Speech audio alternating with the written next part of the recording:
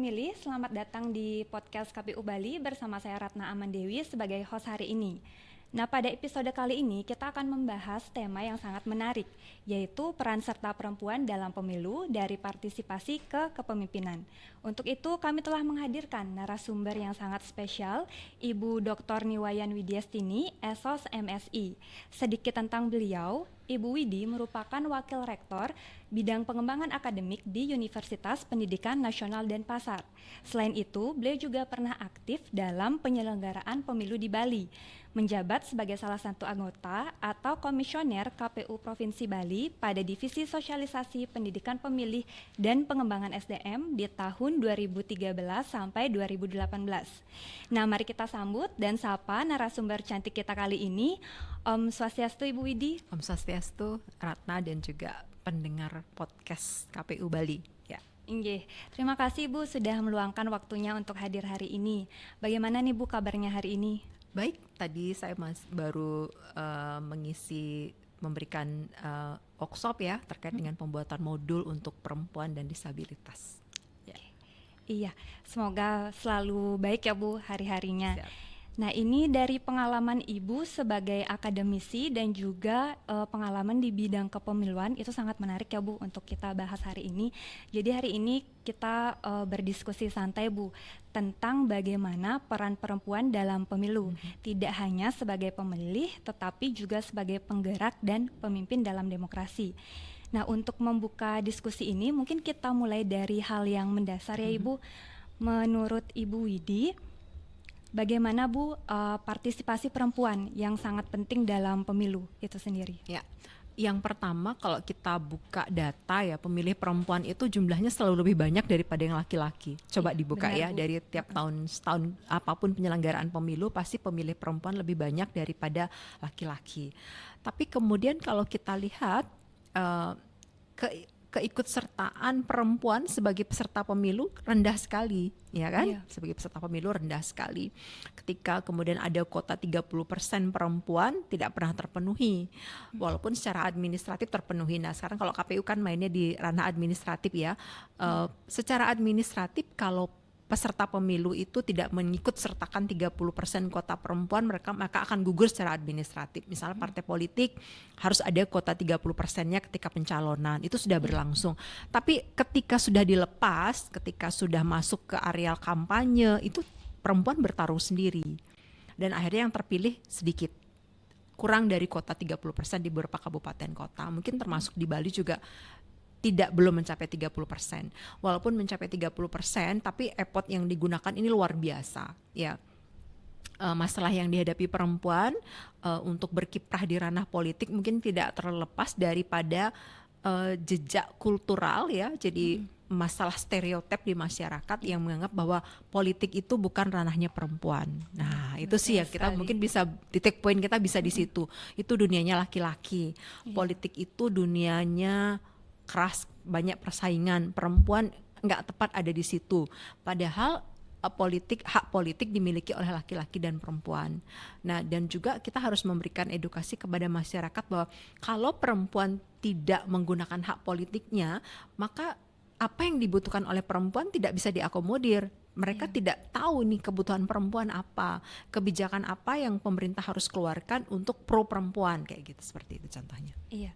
Betul sekali seperti yang Ibu sebutkan tadi, dari jumlah pemilih perempuan itu seringkali yang lebih besar ya Bu, betul, dari jumlah pemilih laki-laki. Bahkan di tahun 2024 di Provinsi Bali sendiri, di hampir seluruh kabupaten kota itu jumlah perempuannya lebih banyak Bu ya. Namun terkait hal tersebut, terkadang untuk partisipasi ke TPS-nya sendiri belum tentu perempuannya lebih banyak karena berbagai macam alasan termasuk stereotip yang Ibu sebutkan tadi. Nah, mungkin terkait pembahasan ini masih ada stereotip bahwa perempuan juga cenderung memilih secara emosional, Bu. Kalau menurut Ibu sendiri, apakah anggapan tersebut benar? Yang pertama yang kalau saya lihat secara survei kecil-kecilan gitu ya, perempuan tidak mandiri dalam menggunakan hak politiknya. Perempuan masih bertanya, padahal kan sudah asasnya bebas ya. Artinya mereka bebas menentukan pilihan dan kemudian ada masa kampanye yang sesuai dengan waktu yang ditentukan. KPU melakukan sosialisasi, kemudian juga peserta pemilu juga melakukan kampanye, pendekatan, akhirnya artinya sumber informasi untuk mengetahui rekam jejak daripada peserta pemilu itu banyak sebenarnya sekarang. Tapi dalam menggunakan hak politiknya kita harus akui perempuan belum mandiri. Mereka masih bertanya ke laki-laki yang ada di dekatnya, misalnya ke suaminya, bahkan keputusannya dalam menggunakan hak politiknya belum bebas. Itu kita masih masuk di areal itu. Kemudian ketika kita masuk kepada peserta pemilu, cukup banyak peserta pemilu yang dipaksa untuk menjadi perempuan yang dipaksa menjadi peserta pemilu masuk ke dalam partai politik untuk memenuhi kuota administratif saja. Setelah pencalonan selesai, udah sendiri nih tarung. Akhirnya ketika proses tarung bebas seperti itu, perempuan akan tersisih. Satu, akses modal kurang. Modal yang dimaksud bukan saja modal ekonomi ya, tapi juga modal sosial, modal budaya. Belum lagi kita masuk ke dalam modal jaringan sosial, itu perempuan mungkin tidak semuanya memiliki. Ya, ada keterbatasan di situ. Kemudian juga stereotip di masyarakat bahwa ada yang unik adalah pemilih perempuan sulit mempercayai peserta pemilu perempuan. Itu yang unik. Jadi mereka mengukur, masa ini serius nih ibu ini bisa mewakili saya, sementara dia sendiri bebannya sama kayak saya, dia sendiri rempong juga gitu bahasanya ya, ngurus rumah tangga, ngurus anak, adat dan sebagainya. Dia tidak percaya dengan perempuan, akhirnya dia menitipkan suaranya ke laki-laki. Banyak sekali pemilih perempuan tidak memilih perempuan. Nah, kalau ini kan asasnya rahasia ya. Tapi kalau kita bisa bertanya setelah itu, setelah proses pemilihan, rata-rata mereka mungkin sedikit yang menitipkan aspirasinya ke perempuan. Padahal seharusnya perempuan mendukung perempuan ya Ibu. Ya, idealnya seperti itu ya. Idealnya seperti itu. Ya, karena memang sudah banyak perempuan yang memilih atau menggunakan hak pilihnya sesuai dengan pilihannya sendiri ya Bu. Tapi juga tidak sedikit yang masih mengikuti pilihan suami atau mungkin anggota keluarganya yang dianggap lebih senior. Nah, melihat fenomena ini Bu, menurut Ibu bagaimana kira-kira strategi komunikasi yang bisa kita gunakan untuk mensosialisasikan pentingnya pemilu dan hak pilih terkait akan fenomena ini Bu? Yang pertama kita harus menegakkan, ini ada asas pemilu sudah kan, langsung, umum, bebas, rahasia, jujur dan adil. Jadi mereka kebebasannya untuk memilih itu dijamin oleh prinsip itu tadi, oleh undang-undang itu tadi. Jadi tidak ada intervensi dan juga masa kampanye yang cukup panjang. Kemudian mereka bisa mengetahui sumber berita ini. Sekarang sumber materi kampanye kan bisa diperoleh dengan berbagai cara ya, bahkan dalam genggaman kan, dengan media sosial. Mereka bisa terus-menerus mengetahui bagaimana rekam jejak daripada peserta pemilu. Kemudian KPU juga mendorong, KPU mungkin tidak bermain di areal menggolkan siapa, tapi angka partisipasi perempuan menggunakan hak pilihnya secara optimal seperti itu. Dan ini perempuan juga posisinya kan strategis ya, dia sebagai ibu juga, sebagai ibu, kemudian perempuan juga sebagai dirinya selaku individu dan sebagai bagian masyarakat. Yang sebagai ibu mungkin sangat menarik karena perempuan ini, anak-anak yang sudah punya hak pilih mungkin akan bertanya pertama kali lebih banyak ke ibunya, Bu nanti kalau di TPS gimana sih suasananya, jadi dia bisa menyampaikan dengan bahasa keibuannya itu ya, nanti di TPS seperti ini situasinya, nggak apa-apa kok, milih nggak usah takut kan. Nanti ada juga, apalagi sekarang kan biasanya petugas di TPS sekarang juga teman-teman kamu sendiri kayak gitu, mungkin bahasa-bahasa yang mudah.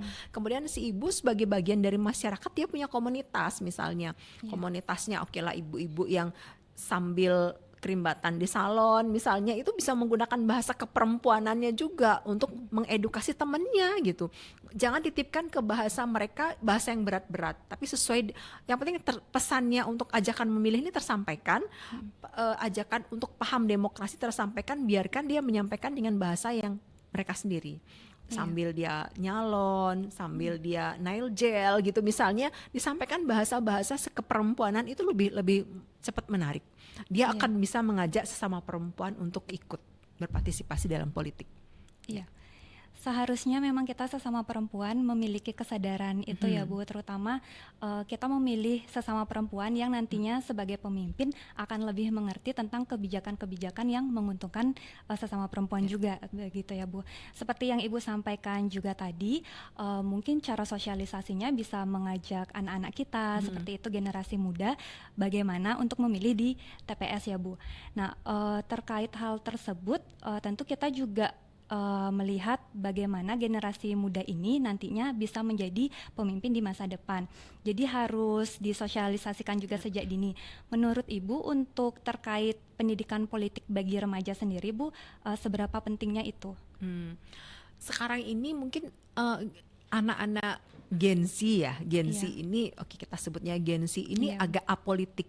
Mereka beranggapan politik itu jauh dari kehidupan mereka. Ini PR sih buat kita semua ya, menyadarkan mereka bahwa mereka tuh nggak boleh apolitik. Kehidupan mereka itu semuanya diatur oleh politik. Mereka mungkin tidak akan bisa mengenal sistem belanja online, mereka tidak akan bisa mengenal apa transaksi online dikit-dikit pakai aplikasi kalau tidak ada pemerintah di situ. Ya, mereka mungkin tidak akan mengenal jam sekolah yang ideal itu jam berapa kalau tidak ada peran pemerintah di situ. Mereka mungkin tidak akan bisa berkendaraan di jalan kalau tanpa SIM dan SIM itu dikeluarkan oleh pemerintah. Nah, jadi ke semua kehidupan mereka itu sebenarnya ada intervensi pemerintah gitu. Dan pemerintah itu lahir dari peristiwa politik yang sah yaitu pemilu. Nah, gimana ceritanya dia apolitik gitu kan? Termasuk kemudian ketika mereka menggunakan kapan waktunya mereka mengikuti ujian masuk perguruan tinggi yang sudah berbasis digital, kemudian kenapa ujian nasional bisa tiba-tiba diadakan, bisa muncul lagi, itu tidak terbebas dari peran pemerintah. Kemudian kalau kita menyadarkan yang lebih sedikit target usianya lagi, misalnya BPJS itu nggak akan bisa dinikmati tanpa intervensi pemerintah. Jadi semua kita adalah makhluk politik, nggak bisa kita bilang kita tuh anti politik, tidak ada. Bahkan pun saya kalau misalnya ke pelosok-pelosok ya, saya berani mengatakan ibu ini buah yang ibu pakai itu nggak ada hubungannya dengan politik. Dia pasti akan jawab nggak ada Bu, jauh nih politik dari buah. Siapa bilang buah ini nggak akan ada di meja ibu tanpa intervensi pemerintah. Membuka keran impor nggak ada, sehingga nggak akan ada ceritanya buah-buah impor itu kita gunakan gitu ya. Jadi semuanya kita sadarkan dari situ bahwa aktivitas kita sebagai warga negara itu campur tangan pemerintah sangat besar, dan pemerintah itu hanya lahir dari peristiwa politik yang sah yaitu pemilu. Jadi mereka nggak boleh apolitik, mereka menggunakan partisipasi politiknya dalam pemilu, baik partisipannya selaku pemilih maupun selaku orang yang dipilih. Seperti itu. Iya. Ya. Jadi untuk apolitik itu bukan sebuah pilihan ya Bu, harusnya memang tidak boleh karena di keseharian kita semua pasti ada saja pengaruh politik seperti itu ya. Termasuk juga pengaruh media sosial yang nantinya yang sekarang banyak digunakan oleh para Gen Z ini ya Bu. Nah, menurut Ibu untuk media sosial sendiri kan ruang bagi siapa saja untuk bersuara, termasuk juga perempuan ya Bu. Tapi di sisi lain ada juga tantangan seperti disinformasi dan serangan personal di media sosial. Nah, menurut Ibu bagaimana dampak media sosial terhadap partisipasi politik perempuan ke depannya, termasuk juga pada generasi muda kita? Perempuan dalam menggunakan hak politiknya menjadi pemilih yang cerdas ya. Jadi tidak mudah menggitu saja terpercaya pada apa yang ada di media sosial, karena belum tentu juga yang ada di media sosial itu adalah sesuatu yang ideal, terutama mungkin kalau kita sudah bicara kontestasi politik ya, sudah bicara masa kampanye. Kalau kita bisa mengurai ini, mereka harus melihat ini ada cerita panjang gitu kan. Jadi jangan percaya sama peristiwa instan yang tersaji 3 bulan masa kampanye misalnya. Sekarang framing media sosial sangat kuat ya, misalnya untuk mencitrakan seorang tokoh yang dekat dengan keluarga gitu. Setiap hari nih mereka syuting lagi ada sama keluarga gitu kan. Ini kita harus melihatnya secara utuh gitu. Disitulah kecerdasan seorang pemilih untuk menjadi seorang pemilih yang cerdas. Jadi tidak saja mengumpulkan informasi dari satu sumber, tapi juga dari sumber. Jadi rekam jejak ini sebenarnya tidak bisa dilihat hanya dari media sosial ya. Walaupun sekarang memang semua kontestan pemilu, peserta pemilu menggunakan kanal media sosial ini untuk menyebarkan berbagai hal ya. Nah, kemudian terkait dengan, saya setuju kalau media sosial itu digunakan sebagai area pembelajaran.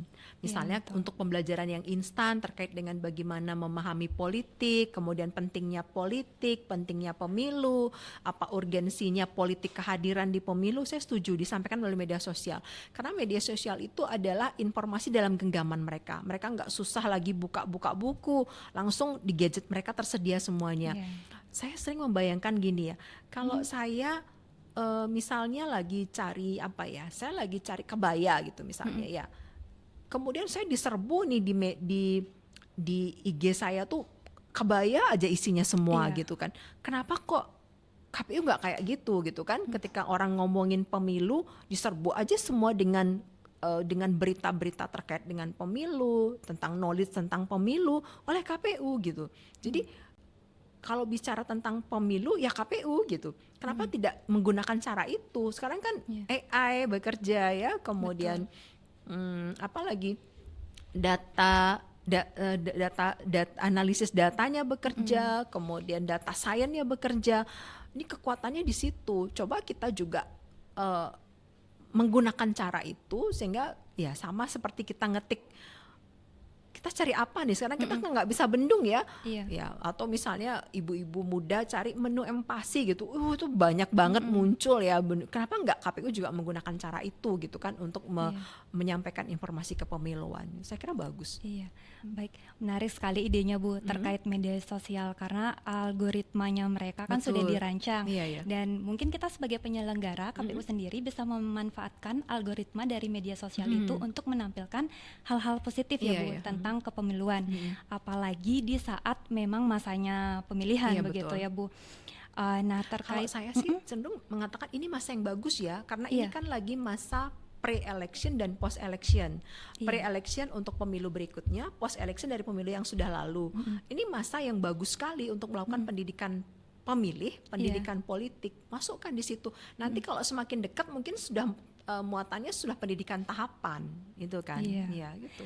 Agar masyarakat dan juga pemilih-pemilih baru tidak hanya memiliki pandangan negatif tentang politik ya Bu. Betul. Nah, tentang fenomena ini Bu yang ramai mungkin dibicarakan di setiap penyelenggaraan pemilu.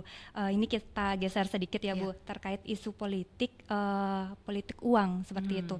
Nah, dalam pandangan Ibu, apakah perempuan Bu khususnya lebih rentan terhadap praktik politik uang dan upaya apa yang bisa dilakukan untuk mencegahnya?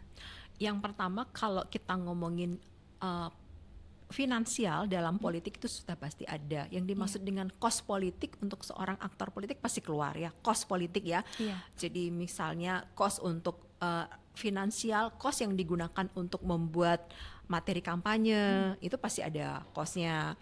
Kemudian belum lagi sekarang menggunakan konsultan media misalnya kan, kemudian memframe di media sosial itu pasti ada konsultannya dan itu ada budgetnya. Kalau kemudian mengumpulkan, kalau mau kampanye yang tradisional mengumpulkan ada konsumsi dan sebagainya, itu cost yang lahir memang sah. Kemudian mereka bayar saksi dan sebagainya, itu ada costnya memang per TPS ya. Nah tapi kalau bicara tentang money politik, nah ini yang sesuatu yang dikeluarkan untuk kemudian diminta impact baliknya, itu yang hati-hati ya. Money politik ini yang hati-hati karena itu sesuatu yang berbeda, dikeluarkan kemudian digelontorkan secara personal mungkin saja atau secara komunal kelompok, kemudian diminta. Ini kan gitu. Bagaimana kita menyadarkan memutus mata rantai ini? Kalau mereka dalam menggunakan hak politiknya saja sebagai peserta pemilu sudah menggunakan uang ya, nanti ketika mereka menjabat pasti mereka harus balik modal dong ini kan. Maka dia akan terfokuskan bagaimana nih biar uang saya yang saya gunakan kampanye bisa balik, masuklah ke areal korupsi. Banyaklah kemudian setelah, gak usah lama-lama nih, setelah berapa saat terpilih langsung banyak panen ya KPK-nya dan sebagainya. Kemudian juga bagaimana agar bahkan kita sering mendoktrinasi kalau ada yang masuk ke areal menawarkan money politik, tolak uangnya, jangan pilih orangnya sekalian gitu. Pendidikannya harus seperti itu, kita memutusnya. Jangan tolak uangnya dan jangan pilih orangnya sekalian. Udah, jadi kita kalau sama-sama punya gerakan seperti itu selesai. Ya, jadi saya kira kita memutusnya memang tidak bisa singkat, tapi kita pelan-pelan kalau bersama-sama gerakan itu kita lakukan mungkin bisa lebih mengurangi money politik itu sendiri. Iya. Betul sekali Bu, saya sangat setuju. Sebenarnya untuk memutus politik uang itu sangat sederhana ya Bu caranya. Tinggal jangan diiyakan dan jangan diterima jika dan ada. jangan dipilih. Iya, jangan dipilih kan karena kita udah tahu track recordnya seperti betul. ini nih, ada politik uangnya seperti itu. Sebenarnya sederhana tapi mungkin masih banyak yang tergiur tadi ya yang Bu. Tersisakan yang perempuan ya. Nah perempuan ini memang seringkali terkontaminasi oleh lingkungan keluarga. Kalau lingkungan keluarganya mungkin sudah menerima janji politik, kemudian deal-deal politik, akhirnya mereka tadi itu saya katakan karena mereka tidak terbebas dalam menggunakan hak politiknya. Mereka belum bebas, mereka masih keputusan politiknya tergantung kepada laki-laki yang ada di dekatnya. Mungkin saja dia secara pribadi tidak menerima, tapi lingkungan keluarga besar yang dominan laki-laki sudah menerima deal politik ini. Kalau perempuan sendiri banyak lebih ketakutannya lebih dominan. Nanti kalau kita nggak nurut seperti apa, ini yang perlu diedukasi pelan-pelan, bahwa mereka sudah punya dinaungi oleh asas bebas untuk menggunakan hak politiknya. Mungkin kita sebagai perempuan harus lebih percaya Betul. diri dan berani ya Ibu. Nah, kita sudah banyak membahas terkait perempuan sebagai pemilih begitu ya Bu. Nah, kita juga melihat semakin banyak perempuan tampil di panggung politik, walaupun mungkin belum memenuhi kuota 30% tersebut. Tapi tentu di sini ada dinamika yang tidak selalu terlihat, Bu. Menurut Ibu, apa tantangan utama perempuan dalam politik elektoral, Bu? Yang pertama, kesempatan untuk perempuan tidak terbatas, ya. Sudah ada kuota 30%, kalau kita jujur 30% itu belum semuanya bisa terisi. Kenapa? Kalau kita bisa urai kenapa, satu hambatannya dari lingkungan masyarakat, dua dari perempuan sendiri. Kita juga harus jujur. Perempuan ini memang kalau kita bandingkan ketika dia merangkah ke ruang publik, apalagi ruang politik, dia terbeban oleh banyak hal. Ya, misalnya yang satu kakinya sudah ditarik ke ranah publik, satu diri mereka terikat sekali dengan ranah domestik. Nah ini yang kalau bicara tentang ranah domestik, mereka pasti sulit untuk bisa membebaskan diri itu. Bahkan saya sering mengatakan, jangan jadikan beban domestik itu sebuah beban, tapi itu justru keunggulan. Bangga dong kita ya bisa melangkah ke sektor publik tapi sudah menyelesaikan tugas kita di sektor domestik. Lebih baik agar tidak ragu melangkah, kita selesaikan dulu tugas kita. Jadi manajemen bagi diri seorang perempuan itu penting. Saya bahkan sering mengatakan perempuan karir itu bukan untuk dipilih.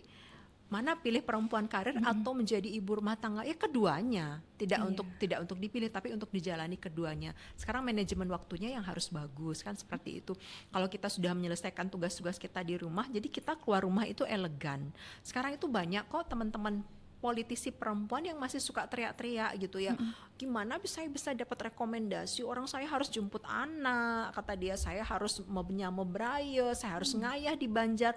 Loh, bukan ibu aja yang kayak gitu, semua perempuan juga seperti itu. Betul. Gitu kan. Tapi bagaimana itu bukan sebuah hambatan, tapi sebuah kekuatan yang mungkin tidak dimiliki oleh perempuan lain, oleh laki-laki mungkin juga tidak dimiliki gitu. Manajemen waktu kita yang seharusnya dikuatkan seperti itu, dan itu tantangan yang dari dalam diri ya. Betul. Kalau tantangan masyarakat mungkin masih ada yang beranggapan bahwa itu tadi itu dunia laki-laki gitu kan, apalagi kalau masuk kampanye ke areal-areal yang masuk masa kampanye membutuhkan effort, kemudian membutuhkan tenaga, membutuhkan biaya, itu juga hambatan bagi seorang perempuan yang harus kita sadari, terutama perempuan Bali. Banyak sekarang mungkin perempuan Bali juga yang ada sudah duduk mencapai posisi tertentu. Mungkin juga masih ada yang ditopang oleh politik dinasti dan dinasti politik. Ya, apakah karena ayahnya, suaminya yang sudah masuk terlebih dahulu ke ranah politik dan mereka ada diuntungkan oleh situasi itu. Kalau saya secara pribadi beranggapan itu tidak masalah. Ya, tetapi bagaimana mereka setelah sampai di posisi itu membuktikan diri bahwa mereka bisa, itu sih. Jadi nggak apa-apa, malah memang berangkatnya dari politik dinasti atau dinasti politik, ya nggak apa-apa kalau memang itu jalannya. Tapi gimana setelah mereka duduk di situ di legislatif misalnya, mereka kuat, mereka bisa membuktikan bahwa itu hanya jalan. Setelah mereka secara pribadi mandiri, mereka bisa. Itu sih yang penting. Kemudian kita menyadarkan juga yang terpilih di antara perempuan itu nggak banyak.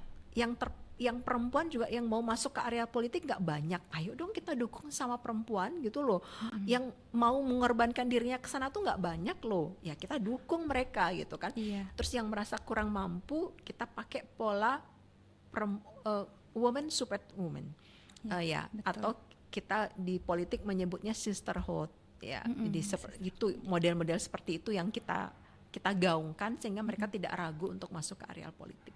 Iya, betul Bu. Jadi sebenarnya posisi kita sebagai perempuan di dalam pemilu begitu ya Bu, apalagi misalnya mencalonkan diri. Ini dinamika seperti peran ganda, itu sebenarnya bisa jadi tantangan, tapi juga bisa jadi kebanggaan ya Bu, ketika kita berhasil untuk mengatasi itu semua. Kalau kita bicara soal angka Bu di parlemen, ada aturan yang sudah cukup lama diterapkan dan sudah Ibu sebutkan, seperti kuota 30% Bu, betul. keterwakilan perempuan. Nah, namun seringkali kan belum tercapai ya Bu. Menurut Ibu, apakah kebijakan ini sudah efektif atau mungkin ada cara-cara lain yang bisa kita gunakan agar kuota tersebut terpenuhi Bu? Yang pertama tadi itu ya, kalau kuota administratif terpenuhi kayaknya selalu ya, karena memang kan ditutup ya, kalau Iya. 30%-nya tidak terpenuhi secara administratif, maka partai politik ini tidak bisa disahkan menjadi peserta pemilu kan gitu ya. Iya. Itu sudah pasti clear. Tapi kemudian ketika proses kampanye, nah ini sendiri-sendiri nih, di situ hambatan perempuan biasanya mulai muncul. Mereka bersaing bukan dengan sama perempuan, tapi juga dengan laki-laki. Ada juga perbedaan di beberapa negara yang sudah menyediakan seat khusus untuk perempuan. Jadi dia bertarungnya hanya sama perempuan, bukan dengan laki-laki gitu. Terpisah. Saya juga tidak menyarankan apakah itu harus diadopsi Indonesia ya, tetapi mungkin bisa jadi sebuah pemikiran. Nanti lagi ada pertentangan, kalau gitu perempuan minta diistimewakan dong kalau karena pabrik. Saya juga takut masuk ke areal itu, Iya. tapi sebagai perbandingan ada yang seperti itu. Kemudian juga saya mengajak perempuan yang sudah berani berkomitmen untuk masuk ke ranah politik itu menjadi pribadi yang mandiri. Ya, jadi dalam artian kalau sudah kita di jalan, kita ini driver yang mandiri gitu ya. Kita yang membawa gerbong kita yang membawa kendaraan kita mau kemana, kita yang menjamin keselamatan diri kita. Karena statusnya sudah sama kan. Dulu menuntut persamaan hak, sudah sama nih. Sekarang kalau minta diistimewakan lagi, ya kayaknya ideal. Tapi bagaimana untuk menjadi terpercaya itu kita kuat secara intelektual.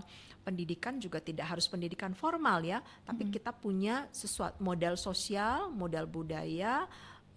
Modal sosial tentu berupa konstruksi jaringan, kemudian modal budaya berupa pengetahuan dan keterampilan, kemudian modal simbolik ya yang membawa seorang perempuan ini tidak harus berupa simbol-simbol tertentu, misalnya dia sukses dalam usahanya, kemudian dia berhasil di UMKM, ini juga bagian dari modal simbolik yang bisa dia gunakan seperti itu. Ya. Iya, baik Ibu. Nah jadi memang tentu ada dinamika dan tantangannya tersendiri ya Bu, walaupun secara administrasi memang sudah memenuhi, tapi jalannya masih panjang seperti betul. itu ya Bu. Kalau tadi kita bicara tentang perempuan sebagai pemilih dan peserta dalam politik elektoral, sepertinya menarik juga untuk melihat sisi lainnya nih Bu, yaitu perempuan sebagai bagian dari sistem penyelenggara pemilu itu sendiri. Ibu pasti sudah ini ya banyak sekali pengalamannya. Nah, menurut Ibu Widi bagaimana Bu posisi perempuan di lembaga penyelenggaraan pemilu, misalnya seperti KPU dan juga Bawaslu? Masih kecil ya persentasenya. Misalnya kalau kita bicara di KPU RI dari 7 awalnya cuma 1, itu pun ada PAW jadi 2 gitu kan. Kemudian di beberapa provinsi juga tidak ada perempuannya, di beberapa kabupaten juga tidak ada perempuannya, atau mungkin kita bicara yang di PPK, PPS gitu ya. Kembali ke stereotip di masyarakat itu sih ya, yang menganggap bahwa dunia politik itu bukan dunianya perempuan. Padahal kalau kita lihat keteraturan proses kerja, perempuan itu lebih detail. Mereka punya ketakutan tersendiri, mereka takut kok kalau curang-curang gitu ya, karena mereka punya ketakutan sistematika yang mereka bangun. Itu mungkin yang juga pernah kita cobakan, misalnya KPPS-nya perempuan semua gitu, hampir nggak ada masalah, karena mereka sangat teratur, seperti mengatur rumah tangganya gitu ya, detail sekali. Tapi berapa persen sih yang mau masuk ke areal itu mungkin yang perlu kita dengungkan, yang perlu kita kuatkan. Kemudian kita mengajak juga bahwa ini kan yang kalau mereka nggak mau dalam jangka waktu panjang yang ad hoc misalnya ya, ini diketok semacam untuk berpartisipasi secara optimal. Jadi bentuk partisipasinya bukan cuma datang ke TPS nyoblos, bukan, tapi menjadi bagian dari peserta pemilu. Itu sih yang mestinya kita di masa-masa seperti ini kita gaungkan, kita ajak gitu. Jangan takut, ini ruang untuk kita mencetak sejarah dan sebagainya. Itu sih yang saya Iya, betul sekali Bu. Ya mungkin banyak dari perempuan yang bicara tentang politik saja sudah takut ya Bu, betul. takut sikut-sikutan seperti itu. Tapi mungkin kalau nanti ke depannya lebih banyak yang tahu bahwa perempuan pun mampu gitu sebagai penyelenggara pemilu, mungkin akan lebih partisipasinya lebih tinggi gitu ya Bu dalam kepemiluan. Trustnya mungkin ya. Iya, trustnya Ibu. Kalau tadi kita membahas realitas hari ini begitu ya Bu, sekarang mungkin kita bisa lihat sedikit ke depan. Menurut Ibu, bagaimana Bu prospek kepemimpinan perempuan ke depannya di Indonesia?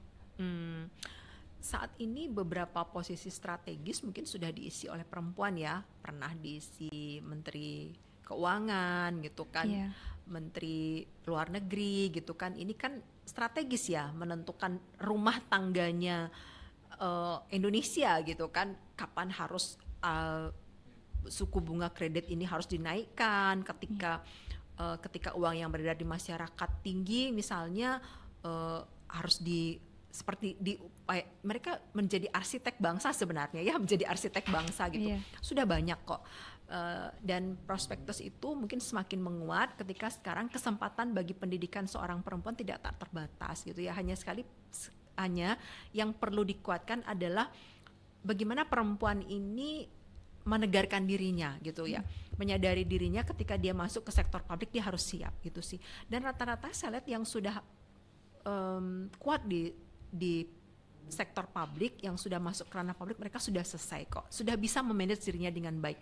Artinya ketika mereka bisa membagi konsentrasi ya, satu mereka bisa membagi konsentrasi, mereka bisa membagi fokus, kemudian mereka bisa menjadi seorang yang generalis, tidak terbawa arus gitu ya, jadi bisa melihat permasalahan secara tenang itu. Saya kira sudah mulai, apalagi sekarang sumber pembelajaran kan tidak saja di pendidikan formal ya, tapi pendidikan informal juga. Iya, kita sebagai perempuan harus aktif ya Bu dalam belajar seperti Iya. itu. Nah, mungkin sebagai penutup nih Bu, karena sudah banyak mungkin yang kita bahas ya Bu. Nggak terasa ya. Ya. Lalu mungkin apa pesan Ibu Widyastini untuk perempuan Indonesia Bu untuk pemilu yang akan datang khususnya? Ya, satu, politik itu adalah ranah publik. Ya, kita harus sepakat bahwa politik itu adalah ranah publik yang sah juga kok dimasukin oleh seorang perempuan. Ya, jadi kalau mau karir politiknya panjang, ya salah satu mau karirnya panjang salah satunya adalah politik. Karena mungkin transformasi politik bisa berganti warna, baju, partai, tapi sesuatu yang dituju sebenarnya sama, untuk kemasyarakatan orang banyak gitu kan. Nah, ini yang perlu disadarkan, dan untuk masuk ke areal itu mereka harus kuat secara individu, mereka membekali dirinya dengan pengetahuan, keterampilan yang cukup, kemudian juga bagaimana membangun trust bagi keluarganya. Ini sih yang penting ya, kalau keluarga nggak percaya sulit. Jadi membangun trust dan kepercayaan di keluarga, di masyarakat, bahwa mereka tetap bisa menjalankan perannya sebagai seorang perempuan, sebagai seorang ibu, tanpa harus mengesampingkan hak politiknya seperti itu. Dan juga harus kuat ya, kalau sudah ada di sektor publik ya kita sama dengan yang laki-laki. Kalau memang harus lari ya kita lari, jangan minta diistimewakan. Sampai hari ini mungkin kita masih banyak melihat perempuan yang masuk ke sektor publik ini minta diistimewakan, nggak tepat kayaknya. Jadi memang kalau sudah minta hak disamakan ya kita sama, mengejar sesuatu yang sesuai dengan yang kita miliki. Iya. Baik Ibu, betul sekali ya, sangat menarik Bu. Sebelumnya terima kasih Ibu Widyastini atas pandangan yang sangat kaya Bu, dan juga membuka wawasan kita semua pada hari ini. Semoga diskusi ini bisa menjadi refleksi sekaligus dorongan bagi perempuan Indonesia untuk semakin percaya diri dan aktif dalam demokrasi, bukankah begitu Bu ya? Ya, siap. Ya. Nah, Sobat Pemilih, perlu diingat suara perempuan bukanlah suara cadangan, tetapi suara utama demokrasi. Maka berpikirlah kritis, beranilah memilih, dan jangan ragu untuk terlibat. Saya Ratna Amandewi, host hari ini. Sampai berjumpa kembali di podcast KPU Bali berikutnya.